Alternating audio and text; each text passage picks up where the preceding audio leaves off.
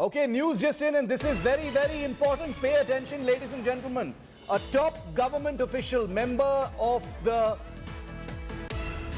Health Task Force and the Niti Aayog, VK Paul, Dr. VK Paul, who is part of all the big health ministry press conferences on a daily basis, has now said people need to start wearing masks at home. Dr. VK Paul's alarming advice as India continues to battle the COVID spike is that perhaps people need to start wearing masks at home because of the possibility of asymptomatic members of their family. Don't invite people to your home.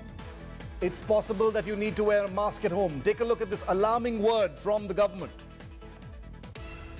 भी याद रहे कि अगर घर में एक positive व्यक्ति है तो जैसे अभी दिखाया कि उसको बहुत ज़रूरी है कि वो मास्क पहने, क्योंकि वो फेंक रहा है वायरस बाकियों को।